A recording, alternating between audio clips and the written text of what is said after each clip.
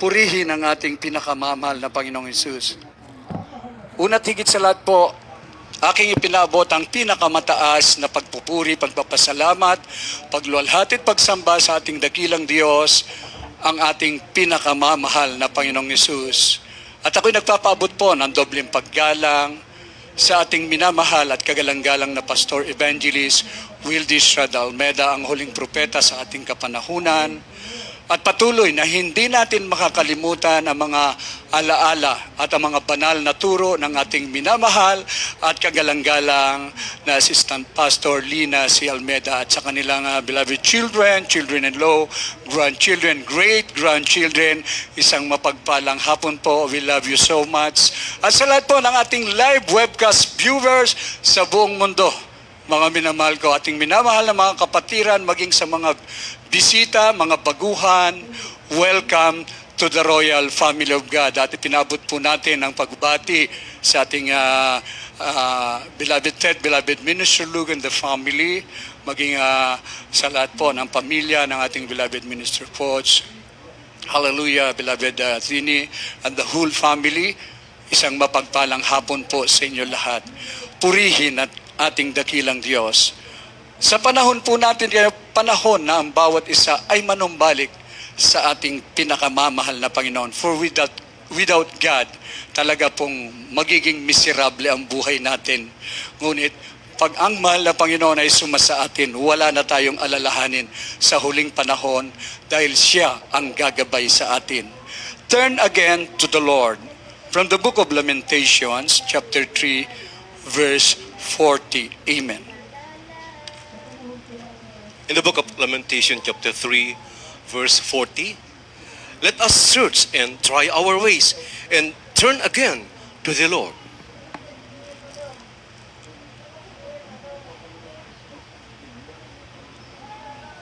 Sumos mga panaghoy, kabanatang 3, talatang 40. Ating usisain at suriin ang ating mga lakad at manumbalik sa Panginoon. Amen. Amen. Praise the Lord. Tunay po na marami po ang taong naligaw. Sabi na po yung tupang ligaw, hinahanap po ng ating dakilang Diyos. Mga minamahal, sa banal na kasulatan, Lucas, kabanatang 15, kung babasahin po natin yan, inihahayag ng Diyos sa 100 tupa, may mawalang isa. Hahanapin pa rin, mga minamahal ko, ng ating pinakamamahal na Panginoong Hesus. At kung ikaw ay tinawag na sa gawain na ito, mga minamahal ko, huwag ka nang umalis. Huwag ka nang maligaw pa muli, mga minamahal ko, katulad po ng prodigal son, yung alibughang anak, mga minamahal ko. Ayaw niya ng ganong buhay. Gusto niya yung kalayawan, mga minamahal ko. Siya'y naligaw. Ngunit isang araw, nabuksan uli ang pangunawa niya. Bumalik siya sa kanyang ama. At ang sabi ng kanyang ama, sapagkat patay na ang anak kong ito at muling nabuhay, siya'y nawala at nasumpungan at sila'y nangagpasimulang mga katuwa. Palakpakan po natin ang ating dakilang Diyos. Kagalakan po, katuwaan ng isang masamang tao ay manumbalik sa ating dakilang Diyos. Ang ating pinakamamahal na Panginoon Hesus, yung ang nais niya, maging ang laksalak sa mga anghel, mga banal, talaga pong grabing kagalakan na lahat naman ng palataya, pag merong nanunumbalik na tao, lapit sa ating dakilang Diyos, grabe po ang kagalakan ng bawat isa, mga minamahal ko. Dahil ang ating dakilang Diyos, ito po ang layunin niya kung bakit siya nagkatawang tao, upang hanapin at iligtas yung mga nawawala. From the book of Luke, chapter 19, verse 10, atin pong basahin. Amen. From the book of St. Luke, chapter 19, verse 10, for the Son of Man is come to seek and to save that which was lost. Amen. Dito po sa Lucas Kapitulo 19, versikulo 10. Sapagkat ang anak ng tao ay naparito upang hanapin at iligtas ang nawala. Amen. Praise the Lord. Sapagkat ang anak ng tao ay naparito upang hanapin at iligtas ang nawala. Napakabait ng Diyos. Tayo'y hinanap niya, mga minamahal ko. Ang ating dearly beloved Pastor Wildy Estrada Almeda, grabe po ang pag-ibig niya sa ating pinakamamahal na Panginoong Hesus. Inilaan niya ang kanyang buhay, hindi lang po para sa kanyang sarili, maging sa lahat pang maliligtas, maging ang buong sambahayan, nagkaisa po na ang huling panahon na ito, marami pa ang lumapit sa ating pinakamamahal na Panginoong Hesus. Ang misyon na ito na kung saan yung mga nawawala ilapit sa ating pinakamamahal na Panginoon. Ang Diyos ng sanlibutan ito, ililigaw ka, ipapahamak ka, pansamantalang layaw sa mundo pagkatapos nun, ang kapalit nun, mundo pa lang, kapighatian na, karamdaman na, at ang iyong kaluluwa, mga minamahal ko, ay magdudusa doon sa walang hanggang kapahamakan. Ngunit napakabuti ng Diyos, naparito siya pagkatapos na mahanap ka niya, ililigtas ka niya, mga minamahal ko, lahat ng biyaya darating sa iyo. Maraming tao ngayon nagtatanong, saan kami gagaling sa aming mga karamdaman? Paano mapalaya kami at magbago ang buhay namin? Ngunit isang araw nasumpungan ang banal na krusada ng Jesus Miracle Crusade International Ministry. Na-invite sila sa banal na gawain, mga minamahal ko, sa magitan ng radio program, TV program, sa lahat ng kapamaraanan upang ihayag ang kapangyarihan ng Diyos. Totoo po, ikaw at ako at marami pang maliligtas, nagsasama-sama tayo upang pasalamatan ang ating dakilang Diyos na buhay. Lahat magsabing, Praise the Lord. Ang kahabagan ng ating dakilang Diyos, ang kanyang kaawaan at kapatawaran ay laging nariyan at nananatili sa kabila ng tayo po ay sabi ng stubborn. Minsan, yung gusto natin ang ating masusunod. Yung nais natin, tila baga itong daan ang tama. Sa tao po, sabi po ng banal na kasulatan, may daan na tila matuwid sa tao, ngunit dulo nun ay kapahamakan. Lahat magsabing, Praise the Lord. From the book of Daniel, chapter 9, verses 9 and 10. Amen. In the book of Daniel, chapter 9, verses 9 and 10. To the Lord our God belong mercies and forgivenesses, though we have rebelled against him. Neither have we obeyed the voice of the Lord our God to walk in his laws, which he set before us by his servants, the prophets.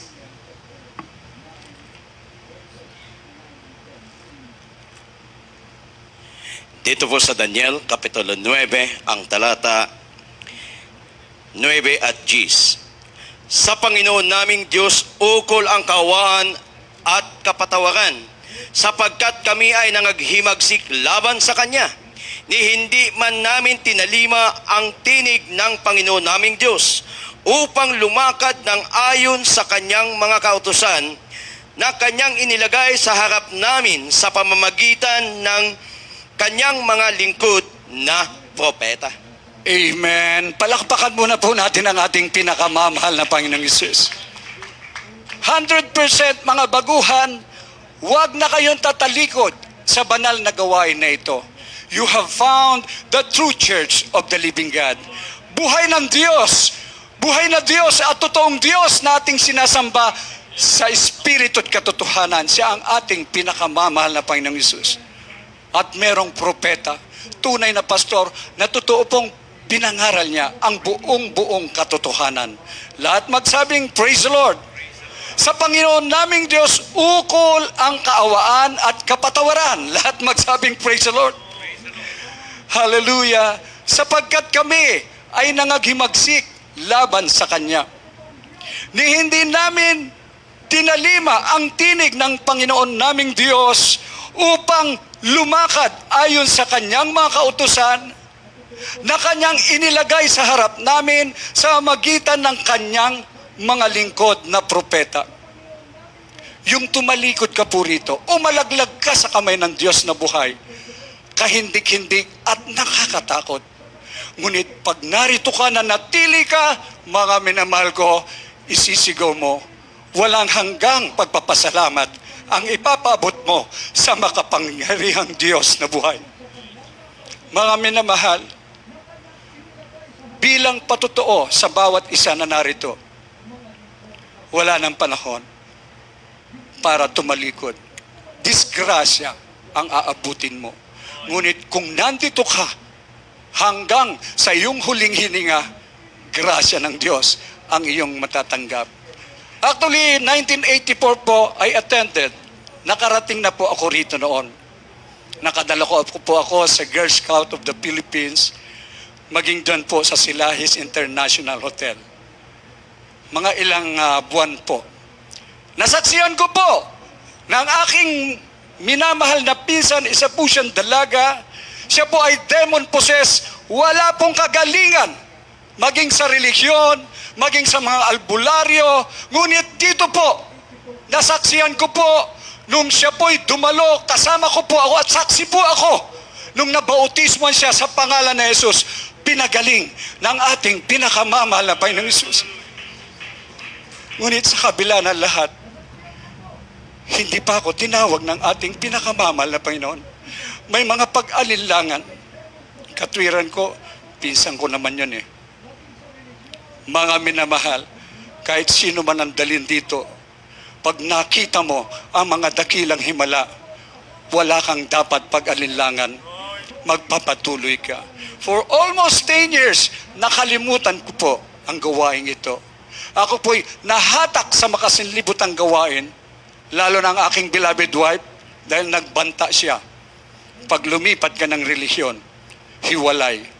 Mga minamahal, mali pala yun. Na ikaw ay matakot sa iyong asawa, ngunit sa Diyos hindi ka matakot, mga minamahal ko. Purihin ang ating dakilang Diyos. Kailangang may takot ka sa Diyos. Yun ang una sa lahat. 10 years po, idideklara ko sa inyo, miserableng buhay. Sumasamba sa Diyos-Diyosan, nandyan punong-puno ng karamdaman. Ngunit salamat sa TV program ng Jesus Miracle Crusade International Ministry, lihim po akong nanonood. That was 1990s na po yan. Mayroon na po akong sakit na ulcer, high blood, sakit sa puso. Totoo po, miserable ang buhay namin. Mga minamahal, trabaho ng trabaho, napupunta lang sa ospital. Ang aking beloved wife, nagresulta ng colon cancer. Lahat ng iniipon namin, puro sa ospital. Kanino pag-aari?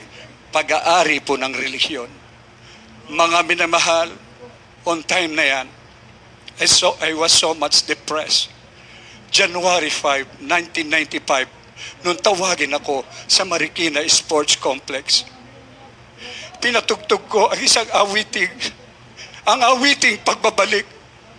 Umiyak ako sa ating mahal na Panginoon at may tinig na nangusap, manumbalik ka!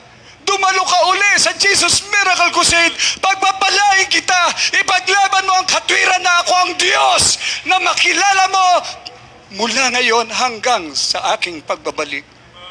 Ang sabi po sa ating binasa, kanyang inilagay sa harap namin sa magitan ng kanyang mga lingkod na propeta. Nung araw na yon, totoo po, kinilala ko na ang ating dearly beloved pastor ay propeta nga ng ating pinakamamahal na Panginoong Jesus. Kasama ako sa ipinanalangin niya. Kaya yun po ang conversion namin. Ang aking beloved wife, wala na rin pag-asa. Sumunod na rin. Naglingkod kami sa ating dakilang Diyos mula noong 1995 up to present. At least, narito po kami. Magsi-senior citizen na. Narito. Hindi ko mabilang. Hindi ko makatarok. Hindi ko matarok ang pagpapala ng Diyos. Yung makapagtotoo sa harapan ninyo na buhay ang Diyos, yan ay kagalakan sa bawat isa sa amin. Kaya tina-challenge namin ang bawat isa. Totoo po. Sino ang hindi maglingkod sa ating pinakamamahal na Panginoong Jesus? Kaya nga ang dapat nating gawin, mga minamahal ko, masunod natin ang salita ng Diyos. Hallelujah. Dito po sa awit, mga awit from the book of Psalms, chapter 119, verse 101. Amen. From the book of Psalms chapter 119 verse 101. I have refrained my feet from every evil way, that I might keep thy word. Amen. Ito po sa mga awit 119, talatang 101. Aking pinigil ang mga paa ko sa lahat ng masamang lakad upang aking masunod ang salita mo. Amen. Amen. Palakpakan po natin ang ating pinakamamahal ng Jesus. Ito po ang dapat nating isagawa sa tuwina. Ang sabi po, aking pinigil ang mga paa ko sa lahat ng masamang lakad upang aking masunod ang salita mo. Mga minamahal, ang lakad natin dito sa tunay na daan, ang daan ng katwiran ng Diyos, patungo sa buhay na walang hanggan, at idaragdag na ang lahat ng ating pangangailangan. Gagaling ang mga karamdaman mo, walang gamot, walang medisina, mga hindi mo kailangan kung ano-ano pang pangontra upang pag-ingatan ka sa mga kaganapan ngayon. Ang kailangan mo lang ay ang kapangyarihan ng Diyos. Yung lakad na matuwid, mga minamahal ko. Kaya yung mga anak ng Diyos, pagka nariyan ang banal na gawain, mga minamahal ko, yung iba, piniprepare na. Yung mga kanilang TV set, kanilang mga cellphone, mga laptop, computers, mga minamahal ko, pupunta na sa gawain, manonood ng ating live webcast. Lahat magsabing, praise the Lord! Purihin ang ating dakilang Diyos at mga ilan na narito sa ating live streaming, mga nagkakaisa. Mga milnabil, napakahalaga ng pagdalo sa ating dakilang Diyos. Ito ang tunay na daan upang tayong lahat ay magmana ng buhay na wala hanggan. At ang salita ng Diyos, ito po ang pagkain ng ating kaluluwa. Anhin mo mabusog ang iyong katawan. Ngunit gutom naman ang iyong kaluluwa, mga minamahal ko. Ngunit tinuruan tayo ng tunay na pastor na pahalagahan natin, huwag magutom ang ating kaluluwa. Dahil pag nabusog ang iyong kaluluwa, mga minamahal, automatic po yun. Gagaling ang karamdaman mo. Pagkatapos niyan, sa pagsubok, may kakatok pa sa iyo. Narito na po, binibigay po namin sa inyo pagkain mula sa ating dakilang Diyos na buhay. Lahat magsabing, praise the Lord. Kaya nga sinasabi po ng banal na kasulatan, pagbulay-bulayan natin ang salita ng Diyos. Sinasabi po, ang aklat na ito, Josue Kabanatang 1, talatang 8, ang aklat na ito ng kautusan, huwag mahiwalay sa iyong bibig, kung hindi piyong pagbulay-bulayan, araw at gabi, upang masunod na gawin ang ayon sa lahat na nakasulat dito, sapagkat kung magkagayon, iyong pagiginhawain ng iyong lakad, at kung magkagayoy, magtatamo ka ng mabuting pagtatagumpay. Palakpakan po natin ang ating dakilang Diyos. Pagtatagumpay ang pinag-uusapan dito, mga minamahal ko. Kaya sa buong mundo, ito po ang iwinawagay-gayway namin. Ang salita ng Diyos na makapangyarihan. Hindi nagmamaliw, hindi nagbabago, mga minamahal ko. Mapawi man ang lahat. Heaven and earth shall pass away, but the word of God shall never pass away. Mga minamahal ko, dito tayo nabuhay. Dito tayo sa salita ng Diyos, lumago ang ating pananampalataya. Marami ang tinawag dito, mga minamahal, nagpatuloy. Ang batas ng tao, minsan nire-revise, binabago . Ngunit dito, ang batas ng Diyos, totoo po, the law of the Lord, perfecto po ito. Binabago niya ang tao. Mula sa pagiging makasalanan, ginagawang banal sa harapan ng ating dakilang Diyos. Ang mga pagpapala ng Diyos ay hindi matarok. Could you imagine ngayon, ano ngayon ang pinag-uusapan? Lumilipad na mga bomba, iba't ibang mga bansa, nag-umpisa sa dako ng Israel. Mga minamahal ko, ngunit dito po, alam natin walang armas na magtatagumpay pag nasa iyo ang katwiran ng Diyos. Kaya nga sa TV ng ating dearly beloved pastor, kahit pagsama-samahin pa lahat ng bomba, pag pumutok yan, kahit sa harapan mo, nanalangin ka't sumigaw, praise the Lord. Wala yan, baliwala yan. Baka hindi ka masasaktan. Hindi ka mapapahamak, bagkos ipagsigawan mo, buhay ang aming Diyos na pinaglilingkuran. Lahat magsabing, praise the Lord. Pangako ng Diyos. Marami pong nananalangin, dugtungan mo ang aking buhay. Totoo po, napakasarap mabuhay. Yung mabuhay sa mundong ito, na ikaw at ako ay gamitin. Na ihayag mo ang kabutihan ng Diyos. Sa lahat ng ating binamahal na mga kapatiran, anumang kinalalagyan, sa trabaho, maging mga taxi driver, ating binamahal na mga kapatiran, chinachat nila yung maraming taong naghahanap. Mga minamahal, ngunit pinagpalang lubos. Marami ang tinawag dito sa banal na gawain na ito at pinagpala. Inuuna nila. Put God first in everything, mga minamahal ko. Ito ang sikreto.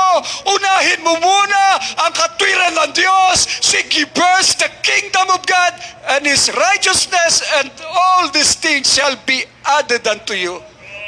Yan ang pamantayan upang tayo lubos na pagpalain. Antayin na lang natin, idadagdag na lang pala. Huwag kang mag-alala. Idadagdag ng Diyos lahat ng iyong pangangailangan. Sa ating huling talata, tapat ang Diyos sa atin. Napakarami niyang pangako, baka minamahal ko. Hindi siya Diyos na pag nangako, nagpapabaya. Siya ay Diyos na tapat, na kung ano ang iyong dalangin, nakita niya ang iyong katapatan, pagpapalang pisikal, pagpapalang material, higit sa lahat sa espiritual. Ito ang pinakamahalaga, mga binamahal ko, anytime from now. Yung tayo makasiguro sa buhay na wala hanggan, sa piling ng ating dakilang Diyos.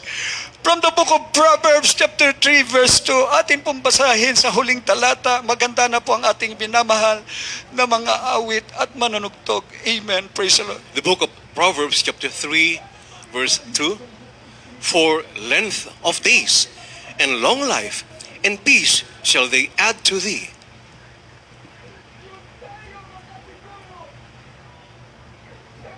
Mga Kawikaan, Kapitulo 3, versikulo 2. Sapagkat karamihan ng mga araw at mga taon ng buhay at kapayapaan ay madadagdag sa iyo. Amen. Amen. Praise the Lord. Sapagkat karamihan ng araw at mga taon ng buhay at kapayapaan ay madadagdag sa iyo. Lahat magsabing praise the Lord. Marami naghahanap ng kapayapaan. Mayayamang tao, ngunit walang kapayapaan. Pag-aari pa nila maraming ospital, pero nandun siya sa ospital. May COVID. Mga minamahal ko, ngunit dito, ayon nga sa mga dalubhasa, delikado ito. Parang ito na talaga ang panahon natin. Ngunit ayon po sa patotoo ng isa nating mahal na kapatid, isa po siyang doktor. Na dito po, siya'y doktor, ngunit ang ina-advise niya, mas mahalaga, ang dakilang manggagamot ay ang ating pinakamamahal na Panginoon Jesus. Diniklara niya, sabi niya, kung kayo matatakot sa COVID, aatake ang COVID-19.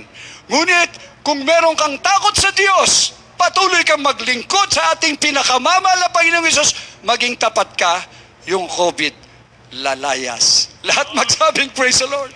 Kaya nga mga minamahal, sa unang talata na ating nabasa,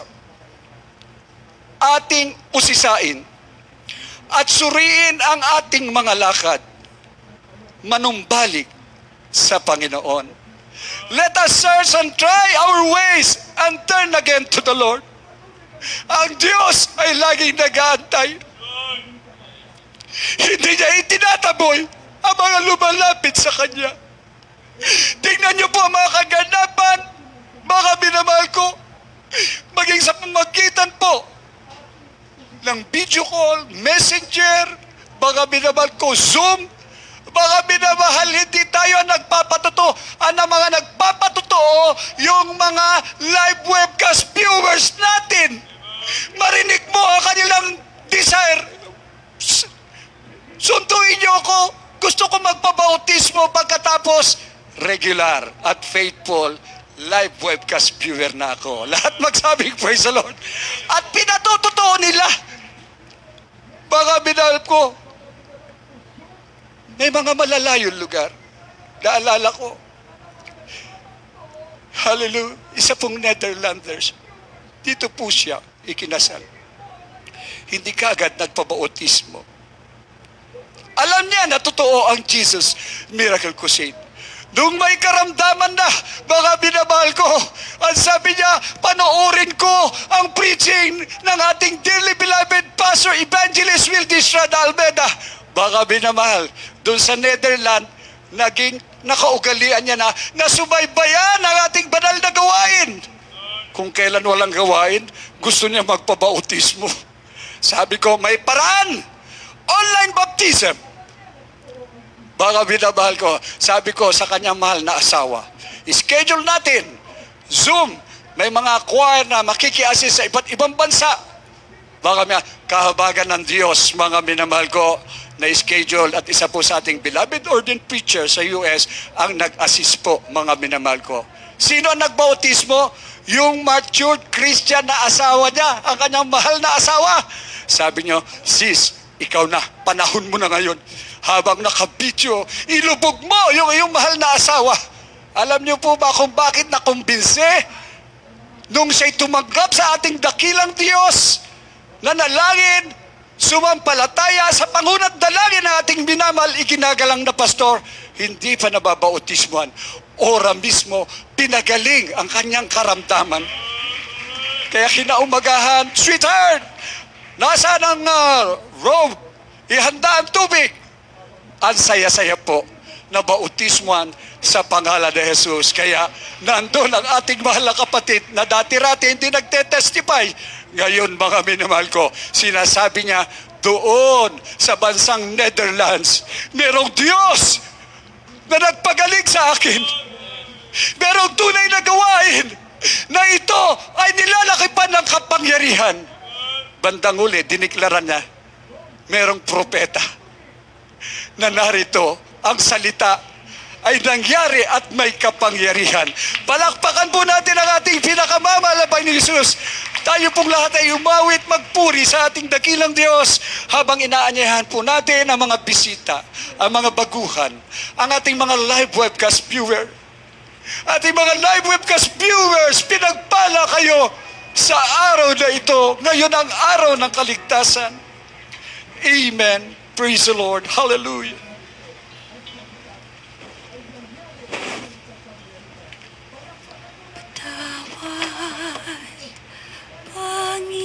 Panginoon, sa bawat nagawa kong kasalanan,